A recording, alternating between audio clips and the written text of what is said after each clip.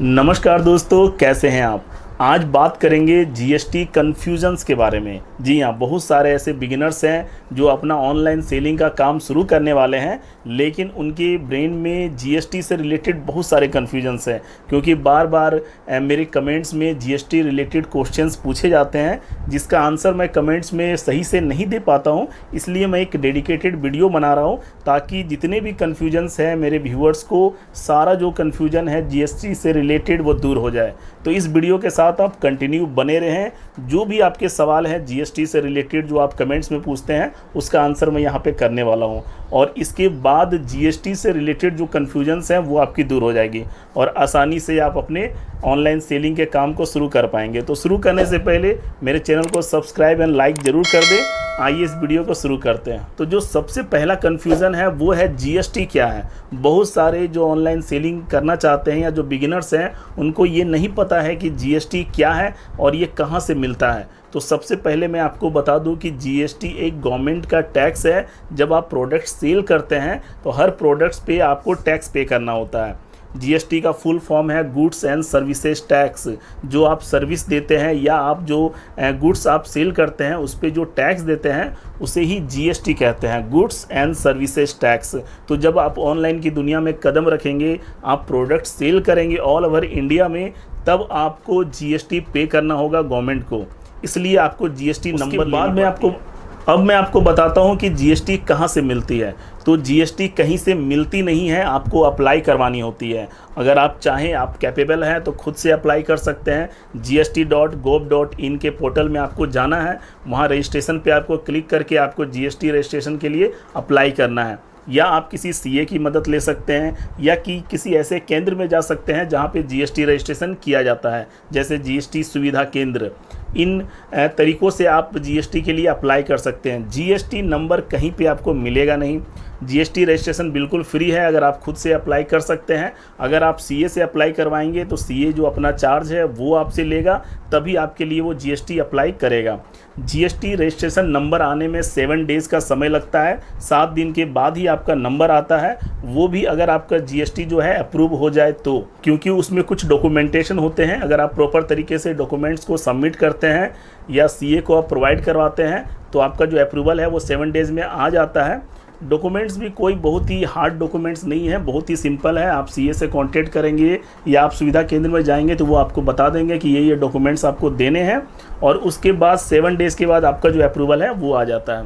तो अब बात करते हैं सेकेंड कन्फ्यूज़न के बारे में। रिसेंटली मेरे एक व्यूअर ने कमेंट करके मुझसे सवाल पूछा था कि सर, मैं फ्लिपकार्ट पे सेलर अकाउंट क्रिएट कर रहा हूँ, लेकिन मेरा जो जीएसटी नंबर है जो मैंने ले रखा है वो वहाँ पे एक्सेप्ट नहीं हो रहा है। तो मैं यहाँ पे क्लियर कर दूँ, बार बार उनको रेगुलर जीएसटी नंबर डालने को कहा जा रहा था मैसेज में, तो उनको ये आइडिया नहीं है कि जीएसटी जो है वो 2 प्रकार के होते हैं। एक होता है कंपोजिट जीएसटी और एक होता है रेगुलर जीएसटी।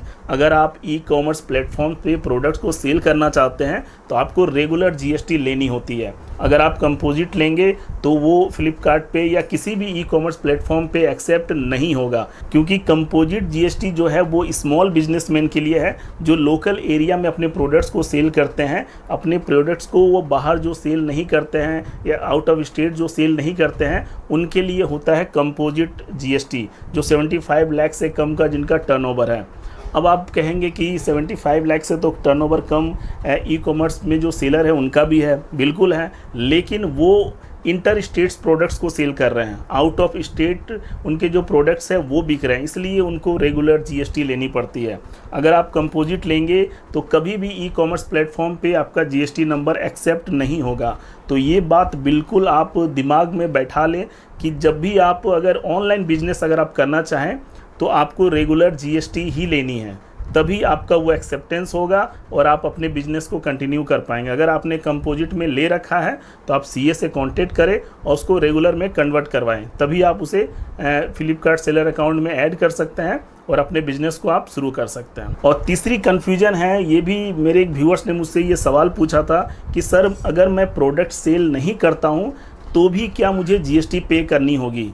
तो मैं यहाँ पे क्लियर कर दूं कि जीएसटी का मतलब ही है गुड्स एंड सर्विसेज टैक्स। जी हाँ, अगर आप गुड्स सेल नहीं कर रहे हैं ऑनलाइन प्लेटफॉर्म्स पे तो आपको जीएसटी पे नहीं करनी है। आप बिल्कुल जीएसटी के पोर्टल में जाके आप नील फाइल कर सकते हैं। नील फाइल का ऑप्शन होता है, मीन्स अगर किसी मंथ में आपके एक भी सेल्स नहीं होते हैं, क्योंकि प्रोडक्ट पे आपको जीएसटी पे करनी है, आपको ये जो टैक्स है वो आपके ऊपर नहीं लग रहा है, आपके प्रोडक्ट के ऊपर लग रहा है। तो जब आप प्रोडक्ट्स को सेल नहीं करेंगे तो आपको एक भी पैसा जीएसटी के रूप में पे नहीं करनी है।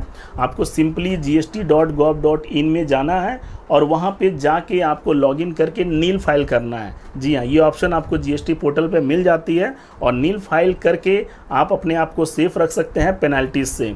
तो अगर आप अवॉइड करेंगे फाइलिंग तो फिर पेनल्टीज़ लगेंगी, लेकिन अगर आपके सेल्स नहीं हुए हैं आप जाइए और नील फाइल कीजिए और आप पेनल्टी से बच जाएंगे। उसके बाद बात करते हैं चौथे कन्फ्यूज़न के बारे में। ये सवाल मुझसे बार बार पूछा जाता है कि सर कहीं मैं जीएसटी लेकर बर्बाद तो नहीं हो जाऊंगा। जी हाँ, मुझसे बहुत सारे व्यूवर्स ये सवाल पूछते हैं कि सर अगर मैं एक बार जीएसटी ले लेता हूँ गवर्नमेंट के नज़र में तो नहीं आ जाऊँगा, मुझे बार बार टैक्स तो पे नहीं करनी होगी, कहीं मैं बर्बाद तो नहीं हो जाऊँगा। तो देखिए, आपने अभी तक शुरुआत नहीं किया है इसलिए आप डर रहे हैं। जीएसटी लेने में कोई बुराई नहीं है, कोई दिक्कत नहीं है। आप जब प्रोडक्ट सेल करेंगे आपको जीएसटी पे करनी है, आप नहीं करेंगे आप नील फाइल करें, सेफ हो जाएं। इसमें आपको बर्बाद होने वाली कोई बात नहीं है। जीएसटी नंबर जो है वो बिजनेसमैन लेते हैं, बहुत सारे बिजनेसमैन ने ले रखा है और अपने बिजनेस को प्रॉपर तरीके से चला रहे हैं। उनको फाइलिंग नहीं आती है, वो सीए से फाइलिंग करवाते हैं।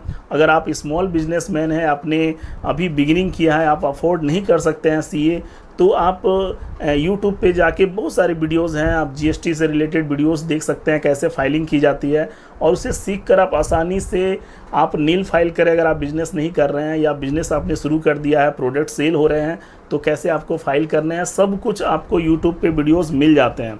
अगर आप मुझसे बोलेंगे तो मैं भी इस पे वीडियोस में बना दूंगा, ठीक है, कि कैसे फाइलिंग करनी है, नील कैसे फाइलिंग करनी है। तो आपकी जो कन्फ्यूजन्स है सारे दूर हो जाएंगे। कोई बर्बादी वाली बात नहीं है, आप बिल्कुल बर्बाद नहीं होंगे और आप जीएसटी जब चाहें तब ले सकते हैं। जब भी अपना बिजनेस शुरू करें आप जीएसटी जो है फाइलिंग शुरू कर दें, उससे पहले केवल आपको नील फाइल करनी होगी। तो सिंपल है। उसके बाद पांचवा कन्फ्यूजन है कि जीएसटी रजिस्ट्रेशन के लिए एलिजिबिलिटी क्राइटेरिया क्या है। बहुत सारे व्यूअर्स मुझसे सवाल पूछते हैं कि सर मैं अभी 17 इयर्स का हूँ, मैं जीएसटी नंबर ले सकता हूँ या नहीं ले सकता हूँ।